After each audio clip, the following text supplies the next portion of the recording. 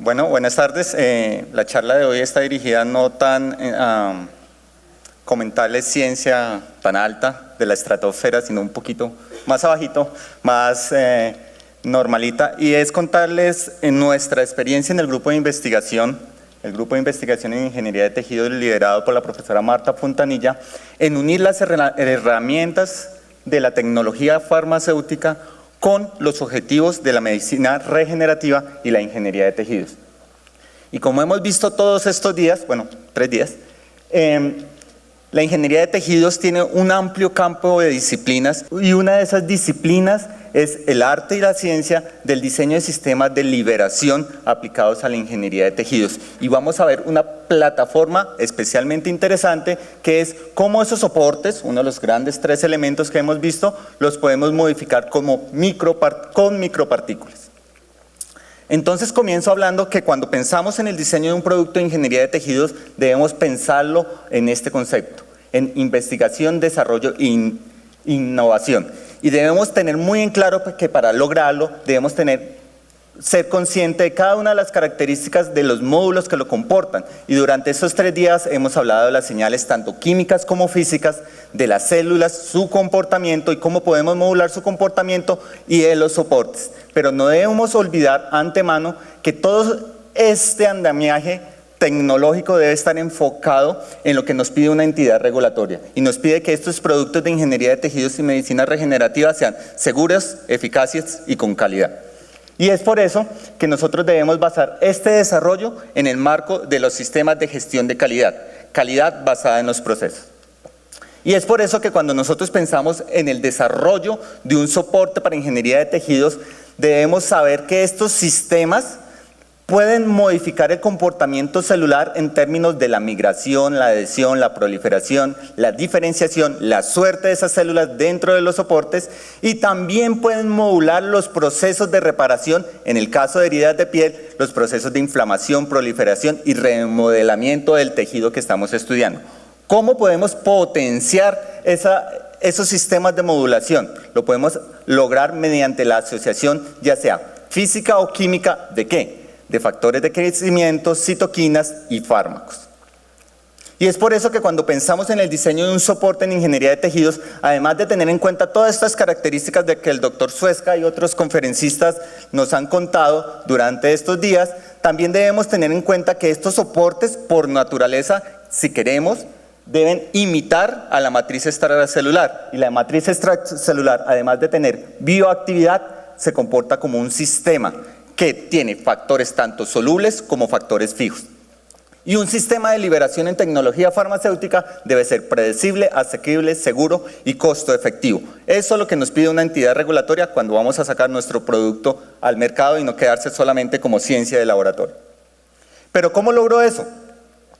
Ya habíamos dicho, una asociación, ya sea física o química, mediante una incorporación directa por fenómenos controlando fenómenos de absorción y sorción, la inmovilización, que es la segunda estrategia, que puede ser formando enlaces covalentes o enlaces no covalentes, y dentro de esta estrategia encontramos el uso de micropartículas para lograr una inmovilización ¿de qué? De lo que veíamos en la diapositiva anterior, fármacos, citoquinas y quimioquinas, para lograr que se liberen de forma controlada o sostenible en términos de mi diseño. Y es por eso que los sistemas y el diseño de sistemas de liberación en ingeniería de tejidos hace parte de un capítulo grande, extenso, y nos permite a nosotros utilizar a los soportes scaffold como plataformas de liberación, donde yo puedo controlar, dependiendo la naturaleza y la aplicación, los perfiles de liberación. Yo puedo tener perfiles de liberación, si hablo de una absorción solamente física e inmediata, perfiles donde la liberación es inmediata y luego las concentraciones caen rápidamente, o perfiles duales, si yo combino soportes con microesferas, la primera controlada por procesos de difusión a través de la membrana, la red tridimensional del soporte, y la segunda por la asociación con microesferas, o puedo tener ligación química, en donde la liberación va a ser sostenida y está enfocada y dependiente a los procesos de degradación de estos enlaces covalentes, o puedo tener sistemas microparticulados que dependiendo de su tamaño, su carga, su composición química me pueden dar diferentes perfiles de liberación.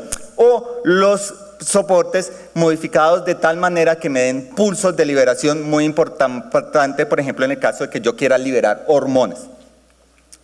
Los soportes con micropartículas, encontramos muchos ejemplos en la literatura en donde utilizan generalmente factores de crecimiento encapsulados o atrapados o inmovilizados en microesferas y asociados con soportes para diferentes aplicaciones tecnológicas. También encontramos diferentes ejemplos de biomateriales, tanto como para la elaboración del soporte como tal, como para la elaboración de las micropartículas.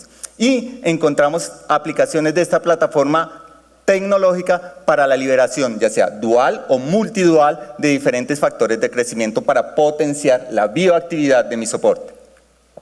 Y es por eso que una de estas estrategias es utilizar soportes con micropartículas. Aquí tenemos ejemplos que puedo asociar 2 o más factores de crecimiento dentro de mis soportes y controlar y obtener diferentes perfiles de liberación, en este caso perfiles de liberación muy semejantes. Entonces uno diría, ¿para qué los encapsulo en diferentes tipos de micropartículas? Esto generalmente es el ejemplo clásico de evitar incompatibilidades desde el punto de vista farmacéutico de un factor de crecimiento con otro factor de crecimiento o un fármaco con otro fármaco.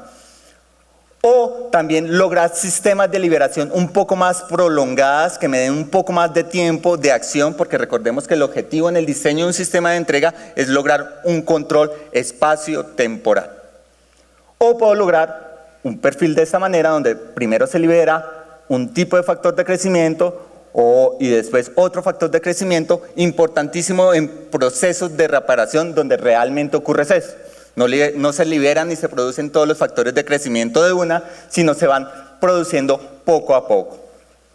Y es por eso que el Grupo de Ingeniería de Tejidos de la Universidad Nacional, desde su establecimiento en el 99, ha venido desarrollando diferentes plataformas tecnológicas, desde la producción de colágeno hasta la modificación de su microestructura en función de modificar su actividad biológica, la estandarización y elaboración de tejido artificial, el estudio de algunos casos clínicos, y se dio cuenta que si nosotros algún día queremos que estos productos de ingeniería de tejidos en nuestro país hagan parte del arsenal terapéutico de nuestros clínicos, debemos optimizar en términos de factibilidad y reducción de costos estos soportes. ¿Y cómo lo hacemos? Si uno revisa la literatura de los productos, esto se logra con la asociación de factores de crecimiento. Pero ¿cuál es la desventaja de los factores de crecimiento? Son factores recombinantes, son factores costosos. Si hablamos en términos de costo, no estaríamos cumpliendo este objetivo. Y es por eso que en el año 2010 el Grupo de Ingeniería de Tejidos se planteó optimizar esos soportes en términos de reducir su costo y aumentar su bioactividad en términos de qué hay en Colombia y qué hay en nuestros países. Muchos recursos naturales. Entonces, ¿por qué no hacemos uso de la etnofarmacología? Buscamos en nuestro país qué tipo de recursos biológicos podemos encontrar y que potencien la actividad de los soportes desarrollados. Y se establece el proyecto presentado a Colciencias, evaluación de la reparación de heridas cutáneas con soportes de colágeno que contienen un extracto de caléndula, un programa que hace parte del Programa Nacional de Biotecnología financiado por Colciencias. Pero para lograr esto, debíamos nosotros optimizar los soportes de colágeno como un sistema de entrega controlada para un extracto de caléndula officinalis. ¿Por qué la caléndula officinalis? Colombiano que se respete sabe que es de uso tradicional y desde nuestras abuelitas, nuestra madre ha utilizado las diferentes infusiones o cremas de caléndula officinales para tratamiento de cierre de heridas, mejorar el aspecto de algunas cicatrices, hasta la úlcera gástrica. Y es que los extractos de flores de caléndula poseen una serie de metabolitos secundarios, especialmente polifenoles y compuestos de la familia de los flavonoides, que han permitido su inclusión en el Vademecum del Instituto Regulatorio Colombiano, el INVIMA. Tienen su propia monografía y está autorizado su uso terapéutico en Colombia como agente tópico para procesos de cicatrización e inflamación tópica. Pero hasta el momento no se ha utilizado esta plataforma de recursos naturales asociada con los productos de ingeniería de tejidos. Entonces lo primero que nosotros hicimos fue tomar los soportes tal cual como comentó el doctor Suezca, tridimensionales, hechos a partir de colágeno 1, y los asociamos directamente con los extractos de flores, los extractos hidroglicólicos de flores de caléndula. Y evaluamos algunos de sus metabolitos secundarios.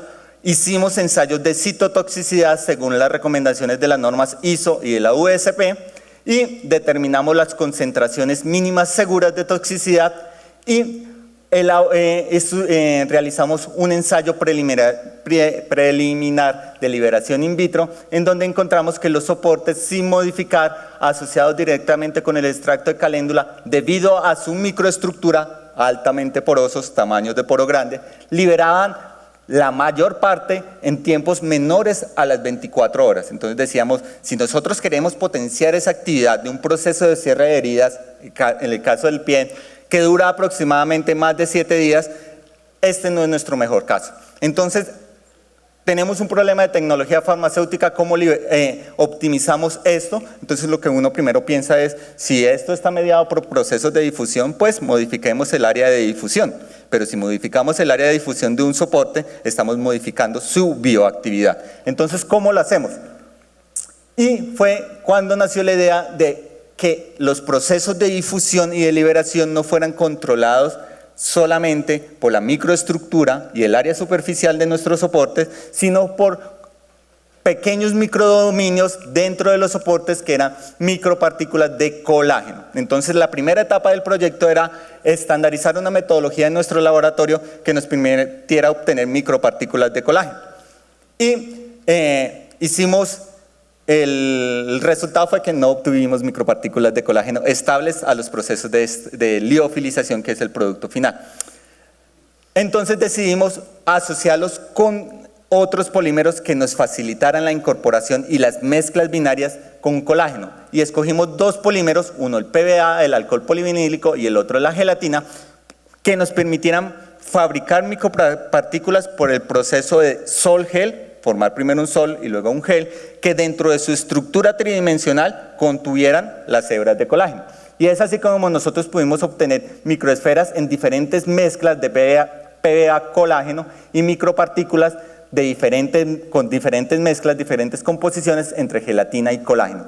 Y aquí obtuvimos una cosa bastante interesante, es que solamente la incorporación de colágeno puede modificar tanto el tamaño y la distribución de partícula como su morfología, su microtopografía superficial. Después de eso,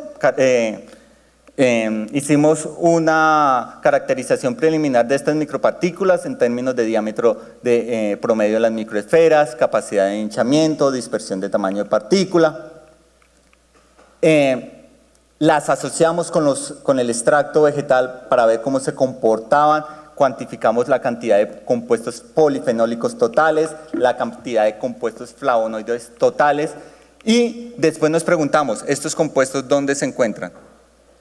¿En la superficie de nuestras micropartículas o dentro de la matriz de nuestras micropartículas?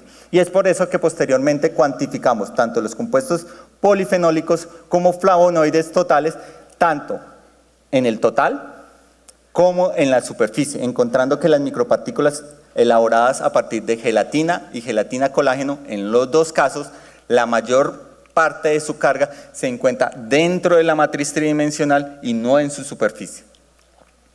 Posteriormente, a las micropartículas de gelatina colágeno, hicimos un estudio preliminar de su citocompatibilidad mediante el ensayo de MTT, cómo se comportan las células sobre esas micropartículas. Estudiamos su viabilidad celular encontrando biocompatibilidad y viabilidad celular superior al 75% y posteriormente nos preguntamos nosotros si esa incorporación de micropartículas en diferentes concentraciones dentro de los soportes modifican su microestructura, que es la clave de su bioactividad, y encontramos que en términos de tamaño de poro del soporte no hubo modificación y en términos de la porosidad, vemos que a medida que aumentamos la concentración de microesferas, solamente en este último caso, que era una relación de soportes de colágeno 5 miligramos por mililitro con microesferas a una concentración de 5 miligramos por mililitro, la porosidad se encontraba por debajo del 90%, que es lo recomendado en ingeniería de tejidos para el desarrollo de sustitutos dérmicos. Aquí tenemos nuestra evidencia que efectivamente tenemos algunas micropartículas o micropartículas que preferencialmente se ubican en los poros de los soportes. Luego nosotros lo que hicimos fue estudiar cómo la inclusión y la asociación de estas micropartículas alteraban algunas propiedades como la degradación enzimática comparado con el soporte sin modificar, y observamos que a medida que aumentamos la concentración de microesferas dentro de los soportes, pues la estabilidad química, la estabilidad enzimática de la degradación de estos soportes aumentaba. Al mismo tiempo, ya con los soportes asociados modificados con microesferas y asociados con el extracto de caléndula, cuantificamos los compuestos flavonoides totales y los compuestos polifenólicos y observamos el mismo comportamiento. A medida que aumentábamos la concentración de micropartículas dentro del soporte, aumentábamos y mejorábamos la carga de compuestos de los metabolitos secundarios que componen el extracto vegetal. Finalmente, lo que hicimos fue estudiar cómo esa incorporación también modifica tanto la cinética como el mecanismo de liberación in vitro. ¿Qué efecto tiene esa incorporación de micropartículas dentro de los soportes? Y lo hicimos a dos pHs diferentes, pH 7.4, pH recomendado fisiológico, y pH 5.2, pH que encontramos en la literatura, que es el reportado para heridas de piel y cómo nuestro biomaterial se comportaba acá. Y a dos temperaturas, 37 grados centígrados y 32 grados centígrados, que es la temperatura corporal de la piel. Entonces encontramos que en términos de temperatura no hay diferencia en los perfiles ni en las cinéticas de liberación. La temperatura no afecta a nuestro sistema, pero el pH sí. Y hacer una comparación estadística utilizando el factor de comparación, obtuvimos valores en un intervalo de 39 y 46, lo que nos indica que en este panel, la diferencia entre las curvas de este panel y las curvas de este panel, encontramos una diferencia del 20%, tanto en la liberación inicial como en la liberación sostenida durante 14 días. Esto se debe a que estamos trabajando con un biomaterial, ese biomaterial es colágeno, y el colágeno a pHs levemente ácidos, pues sus hebras se relajan mucho más, se hinchan mucho más, y el área superficial el área de difusión aumenta y se favorecen los procesos de liberación, siendo más rápidos en pHs como el pH 5.2 y un poco más lento como el pH 7.4.